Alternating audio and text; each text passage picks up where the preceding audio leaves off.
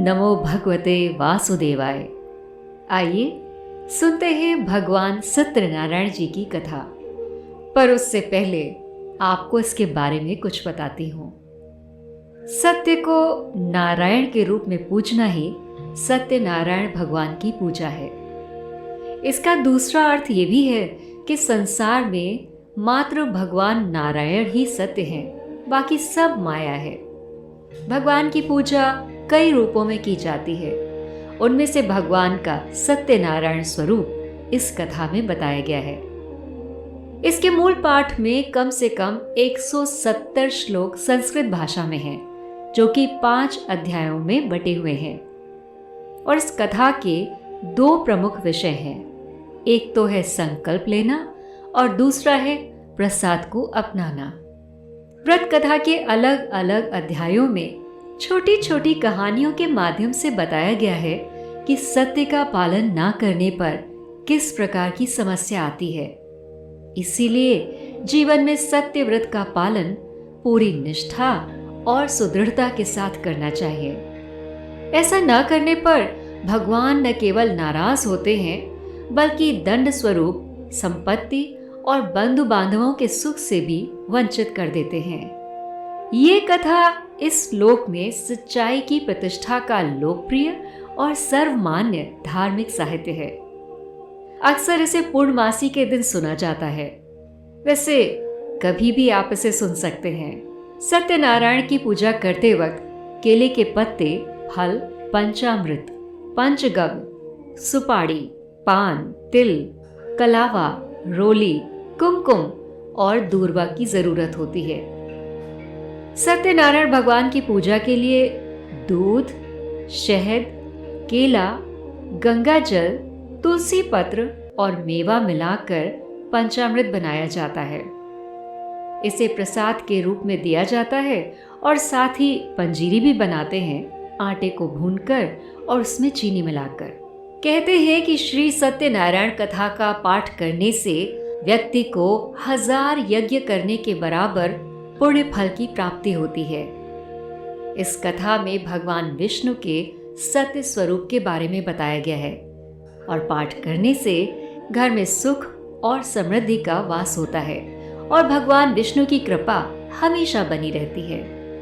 तो आइए भगवान विष्णु का ध्यान मन में करके सत्यनारायण व्रत कथा का पहला अध्याय शुरू करते हैं।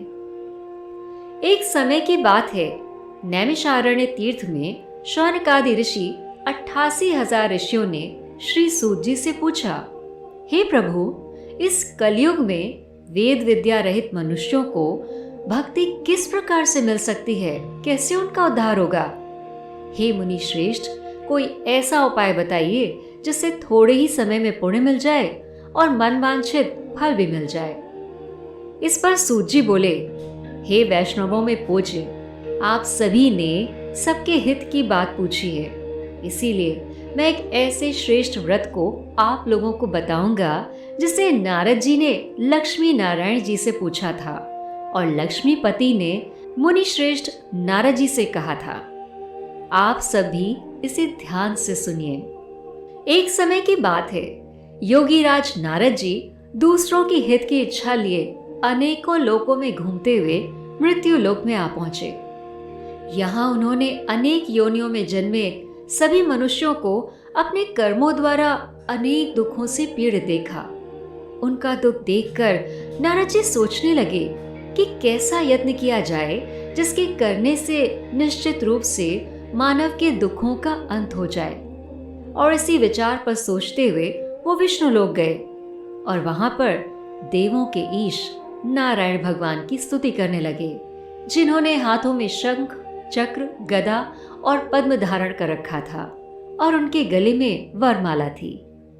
स्तुति करते हुए नारद जी बोले, हे भगवान, आप अत्यंत शक्ति से संपन्न हैं। मन और वाणी भी आपको नहीं पा सकती।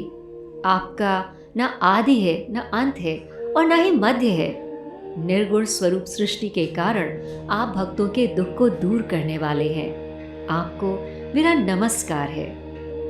नारद जी की स्तुति सुनकर भगवान विष्णु बोले, हे मुनि श्रेष्ठ, आपके मन में क्या बात है? आप किस काम के लिए पधारे हैं? निसंकोच आप मुझे बताएं।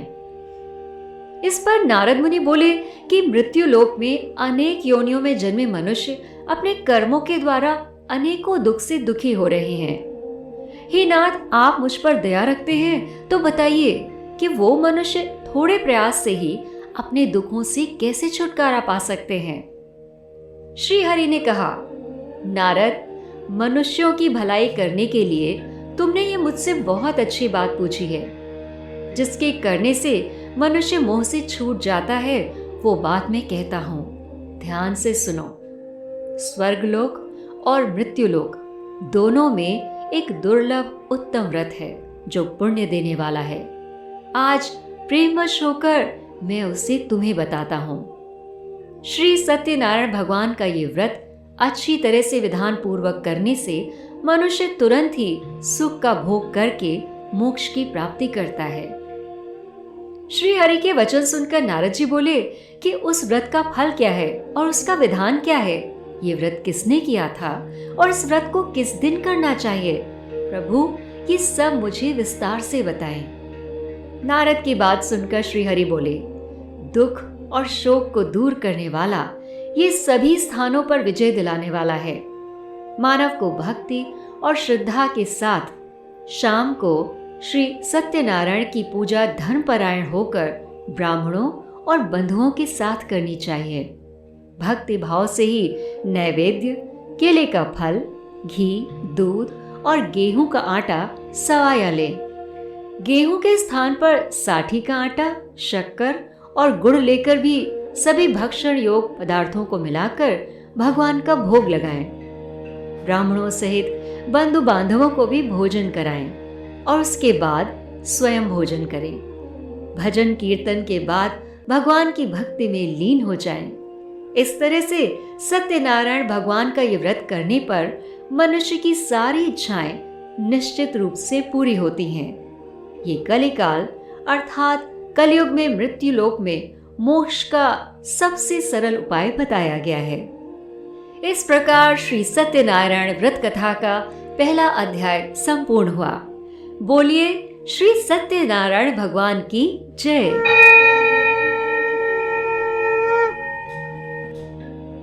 श्री सत्यनारायण भगवान की व्रत कथा का दूसरा अध्याय। सूत जी बोले, हे ऋषियों, जिसने पहले समय में इस व्रत को किया था, मैं उनका इतिहास कहता हूं, ध्यान से सुनो। सुंदर काशीपुरी नगरी में एक निर्धन ब्राह्मण रहा करता था। भूख प्यास से परेशान वो धरती पर घूमता रहता था।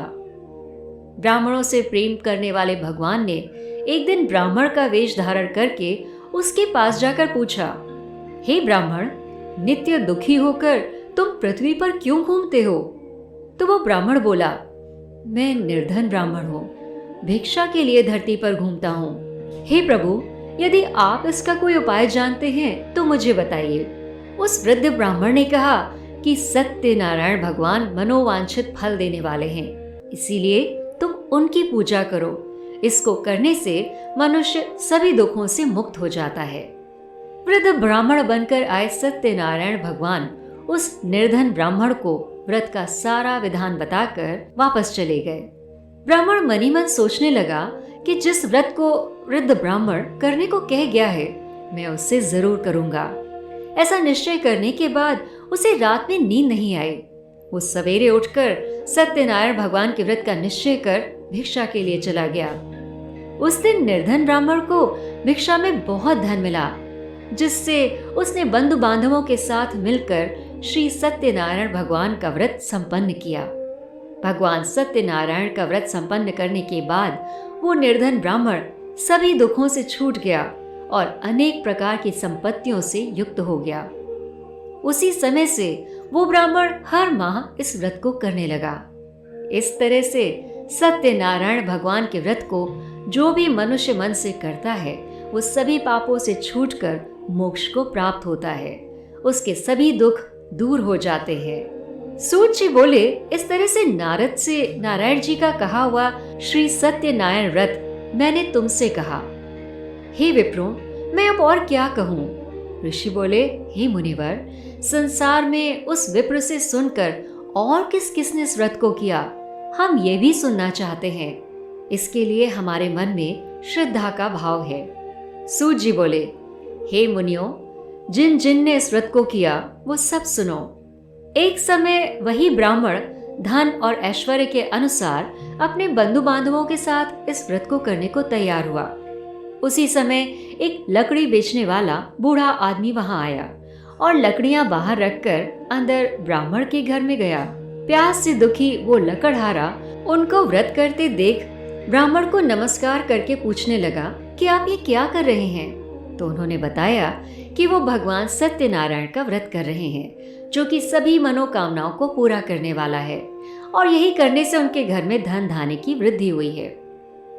उस ब्राह्मण से सत्यनारायण व्रत के बारे में जानकर लकड़हारा बहुत प्रसन्न हुआ। चरणामृत लेकर और प्रसाद खाने के बाद वो अपने घर गया। लकड़हारे ने अपने मन में संकल्प किया कि आज लकड़ी बेचने से जो धन मिलेगा उसी से श्री सत्यनारायण भगवान का वो उत्तम व्रत करेगा। मन में इस विचार को ले बूढ़ा आदमी सिर पर लकड़ियां रखकर उस नगर में बेचने गया जहां धनी लोग रहते थे। उस नगर में उसे अपनी लकड़ियों का दाम पहले से 4 गुना अधिक मिला। इस पर प्रसन्न होकर वो लकड़हारा प्रसन्नता के साथ केला, शक्कर, घी, दूध, दही और गेहूं का आटा लेकर भगवान सत्यनारायण के व्रत की और अन्य सामग्रियां लेकर अपने घर गया। वहां उसने अपने बंधु बांधवों को बुलाकर विधि विधान से सत्यनारायण भगवान की पूजा की और व्रत किया। इस व्रत के प्रभाव से वो बूढ़ा लकड़हारा धन, पुत्र आदि से युक्त होकर संसार के समस्त सुख भोग कर अंत काल में वैकुंठ धाम को चला गया। इस प्रकार से श्री सत्यनारायण व्रत कथा का दूसरा अध्याय संपूर्ण हुआ। मेरे साथ बोलिए, श्री सत्यनारायण भगवान की जय। सत्यनारायण भगवान की व्रत कथा का तीसरा अध्याय। सूत जी बोले, हे श्रेष्ठ मुनियों, अब आगे की कथा कहता हूँ। पहले समय में उल्का मुख नाम का एक बुद्धिमान राजा था। वो सच बोलने वाला और जितेंद्रिय था। प्रतिदिन देवस्थलों पर जाता और निर्धनों को धन देकर उनका कष्ट दूर करता था। उसकी पत्नी कमल के समान मुख वाली और सती साध्वी थी। भद्रशिला नदी के तट पर उन दोनों ने श्री सत्यनारायण भगवान का व्रत किया। उसी समय साधु नाम का एक वैश्य आया।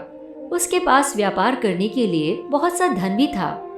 राजा को व्रत करते देखकर वो पूछने लगा, हे राजन, भक्ति भाव से पूर्ण होकर आप ये क्या कर रहे हैं? मैं सुनने की इच्छा रखता हूँ, आप मुझे बताएं।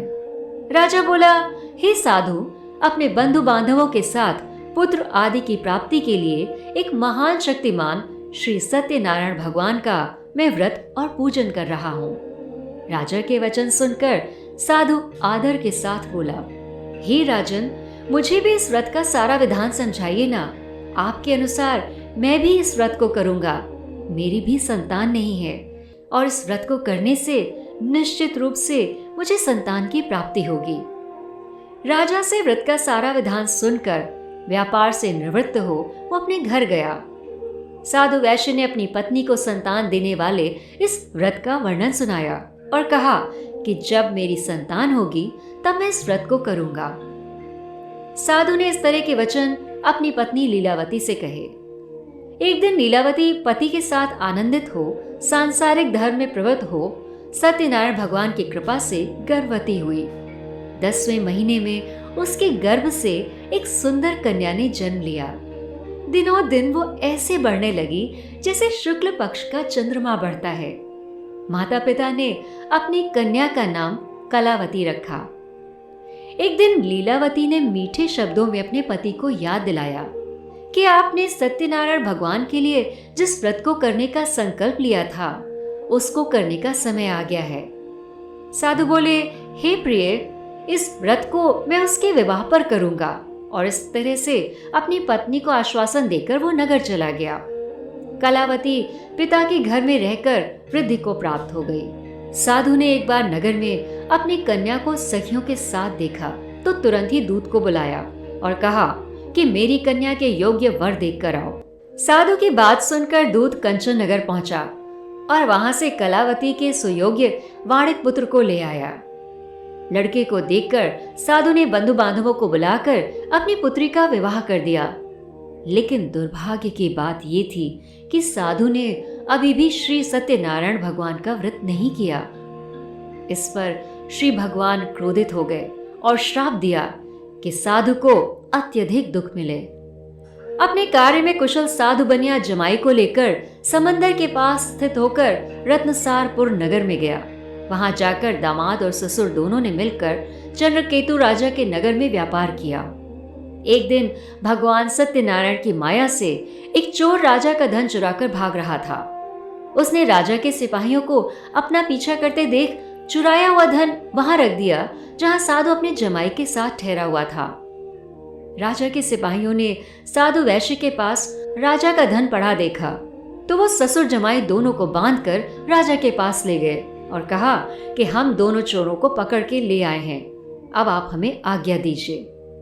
राजा की आज्ञा से उन दोनों को कठिन कारावास में डाल दिया गया और उनका सारा धन भी उनसे छीन लिया गया। श्री सत्यनारायण भगवान के श्राप से साधु की पत्नी भी बहुत दुखी हुई। घर में जो धन रखा हुआ था उसे भी चोर चुरा कर ले गए। शारीरिक और मानसिक पीड़ा से, भूख प्यास से अति दुखी हो अन्न की चिंता में कलावती एक ब्राह्मण के घर गई। वहां उसने श्री सत्यनारायण भगवान का व्रत होते देखा और कथा भी सुनी। वो प्रसाद ग्रहण करके रात को घर वापस आई तो माता ने उससे पूछा कि हे पुत्री, अब तक तुम कहाँ थी? तुम्हारे मन में क्या है? तो कलावती ने अपनी माता से कहा कि हे माँ, मैंने एक ब्राह्मण के घर श्री सत्यनारायण भगवान का व्रत देखा है। कन्या की बात सुनकर लीलावती को अपनी पुरानी बात याद आ गई और वो भगवान के पूजन की तैयारी करने लगी। लीलावती ने परिवार और बंधुओं सहित श्री सत्यनारायण भगवान का पूजन किया और उनसे वर मांगा कि पति और जमाई शीघ्र घर वापस आ जाएं और साथ ही ये प्रार्थना भी की कि हम सब का अपराध आप क्षमा कर दें। श्री सत्यनारायण भगवान इस व्रत से संतुष्ट हो गए और राजा चंद्रकेतु को सपने में दर्शन देकर उससे कहा कि हे राजन, तुम उन दोनों वैश्यों को छोड़ दो और तुमने उनका जो धन लिया है उसे भी वापस कर दो। अगर ऐसा नहीं किया तो मैं तुम्हारा धन, राज्य और संतान सभी नष्ट कर दूंगा। राजा को ये कहकर वो अंतर्धान हो गए। प्रातःकाल सभा में राजा ने सबको अपना सपना सुनाया और फिर बोला कि उन दोनों व्यापारियों को कैद से मुक्त कर सभा में ले आओ। दोनों ने आते ही राजा को प्रणाम किया। राजा मीठी वाणी में उनसे बोला, हे महानुभावों, भाग्यवश ऐसा कठिन दुख तुम्हें प्राप्त हुआ है, लेकिन अब तुम्हें कोई भय नहीं है। ऐसा कहकर राजा ने उन दोनों को नए वस्त्र और आभूषण पहनाए और उनका जितना धन उनसे लिया था उससे 2 गुना धन उन्हें वापस कर दिया। और इस प्रकार दोनों वैश्य अपने घर की ओर वापस चल दिए। और इस प्रकार से श्री सत्यनारायण भगवान की व्रत कथा का 3रा अध्याय संपूर्ण हुआ। बोलिए श्री सत्यनारायण भगवान की जय। श्री सत्यनारायण भगवान की व्रत कथा का 4था अध्याय। सूची बोले, वैश्य ने मंगल आचार करके अपनी यात्रा आरंभ की और नगर की ओर चल दिया। उनके थोड़ी दूर जाने पर एक दंडी वेशधारी का रूप धर के श्री सत्यनारायण भगवान उनके पास आए और उनसे पूछने लगे, अरे वैश्य, तेरी नाव में क्या है? अभिमानी वाणिक हंसता हुआ बोला, अरे दंडी, आप ये क्यों पूछते हैं? क्या धन लेने की इच्छा है? मेरी नाव में तो बेल और लता पत्र आदि भरे हुए हैं। वैश्य के ये झूठे वचन सुनकर भगवान बोले, तुम्हारा वचन सत्य हो। दंडी ऐसा वचन करके वहां से दूर चले गए और कुछ दूर जाकर समंदर के किनारे बैठ गए। दंडी के जाने के बाद साधु वैश्य ने नित्य क्रिया के पश्चात नाव को ऊंची उठते देखकर थोड़ा आश्चर्य माना और जैसे ही वो पास गया उसने नाव में बेल और पत्र आदि देखा और वो मूर्छित होकर जमीन पर गिर पड़ा। मूर्छा खुलने पर वो अत्यंत शोक में डूब गया और तब उसका दामाद बोला कि आप शोक न मनाए, ये उसी दंडी का श्राप है। हमें उनकी शरण में जाना चाहिए, तभी हमारा खोया हुआ धन हमें वापस मिलेगा। दामाद की बात सुनकर वो दंडी के पास पहुंचे और अत्यंत भक्तिभाव से नमस्कार करके उन्होंने कहा, हे दंडी स्वामी, मैंने आपसे जो असत्य वचन कहे थे मुझे उसके लिए क्षमा कर दें। और ऐसा कहकर वो शोकातुर होकर रोने लगा। तब दंडी भगवान बोले, हे वाणिक पुत्र, मेरी आज्ञा से बार बार तुझे दुख प्राप्त हो रहा है, तू मेरी पूजा से विमुख हुआ। साधु बोला, हे भगवान, आपकी माया से ब्रह्मा आदि देवता भी आपके स्वरूप को नहीं जानते, फिर मैं कैसे जान सकता हूँ? मैं तो अज्ञानी हूँ। आप प्रसन्न होइए, मैं सामर्थ्य के अनुसार आपकी पूजा अवश्य करूंगा। मेरी रक्षा करिए और पहले के समान नौका में वापस धन भर दीजिए। साधु के भक्ति वचन सुनकर भगवान प्रसन्न हो गए और उसकी इच्छा के अनुसार वरदान देकर अंतर्धान हो गए। ससुर और जमाई जब वापस नाव पर आए तो नाव धन से भरी हुई थी। फिर अपने ही साथियों के साथ सत्यनारायण भगवान का पूजन करके वो वैश्य वापस नगर को चल दिया। नगर के नजदीक पहुंचे तो उन्होंने दूत को घर पर खबर करने के लिए भेज दिया। दूत साधु की पत्नी को प्रणाम करके बोला कि मालिक दामाद सहित नगर के निकट आ गए हैं। दूत की बात सुनकर साधु की पत्नी लीलावती ने बड़े हर्ष के साथ सत्यनारायण भगवान का पूजन किया और अपनी पुत्री कलावती से कहा कि मैं अपने पति के दर्शन को जाती हूँ, तू कार्य पूरा करके शीघ्र आ जाना। माता के ऐसे वचन सुनकर कलावती जल्दी में प्रसाद छोड़कर अपने पति के पास दौड़ पड़ी। प्रसाद की अवहेलना करने के कारण श्री सत्यनारायण भगवान उससे रुष्ट हो गए और नाव सहित उसके पति को पानी में डुबो दिया। कलावती अपने पति को वहां ना पाकर रोती हुई जमीन पर गिर पड़ी। नौका को डूबा हुआ देखकर और कन्या को रोता हुआ देखकर वो साधु वैश्य दुखी होकर बोला, हे प्रभु, मुझसे और मेरे परिवार से जो भूल हुई है उसे क्षमा करें। साधु के दीन वचन सुनकर श्री सत्यनारायण भगवान प्रसन्न हुए और आकाशवाणी हुई, हे साधु, तेरी कन्या मेरा प्रसाद छोड़कर आई है, इसीलिए उसका पति अदृश्य हो गया है। यदि वो घर जाकर प्रसाद खाकर लौटती है तो इसे इसका पति अवश्य मिलेगा। ये आकाशवाणी सुनकर कलावती ने वापस घर पहुंचकर प्रसाद खाया और फिर वापस आके उसे अपने पति के दर्शन हुए। उसी के बाद साधु अपने बंधु बांधवों के सहित श्री सत्यनारायण भगवान का विधिवत पूजन करके वापस अपने घर आ गया और इस लोक में सुख भोग कर अंत में स्वर्ग लोक चला गया। इसी के साथ श्री सत्यनारायण व्रत कथा का चौथा अध्याय संपूर्ण हुआ। बोलिए श्री सत्यनारायण भगवान की जय। श्री सत्यनारायण भगवान की व्रत कथा का 5वां अध्याय। सूत जी बोले, हे ऋषियों, मैं और भी एक कथा सुनाता हूँ, उसे भी ध्यान पूर्वक सुनो। प्रजा पालन में लीन तुंगध्वज नाम का एक राजा था। उसने भी भगवान के प्रसाद का त्याग किया, जिससे उसे महान दुख की प्राप्ति हुई। एक बार वन में जाकर वन्य पशुओं को मारकर वो बड़ के पेड़ के नीचे आया। वहां उसने ग्वालों को भक्ति भाव से अपने बंधुओं के साथ श्री सत्य नारायण भगवान का पूजन होते हुए देखा। अभिमानवश वो राजा उन्हें देखकर भी पूजा के स्थान पर नहीं गया और ना ही उसने भगवान को नमस्कार किया। और ग्वालों ने जब राजा को प्रसाद दिया तो उसने वो प्रसाद भी नहीं खाया। उसे छोड़कर वो अपने नगर वापस आ गया। जब वो नगर वापस पहुंचा तो उसे वहां सब कुछ तहस नहस हुआ मिला और वो शीघ्र ही समझ गया कि ये सब भगवान ने ही किया है। वो दोबारा उन ग्वालों के पास पहुंचा और विधि पूर्वक पूजा करके उसने प्रसाद खाया। तो श्री सत्य नारायण भगवान की कृपा से सब कुछ पहले जैसा हो गया और काफी समय तक सुख भोगने के बाद उसे स्वर्ग लोक की प्राप्ति भी हुई।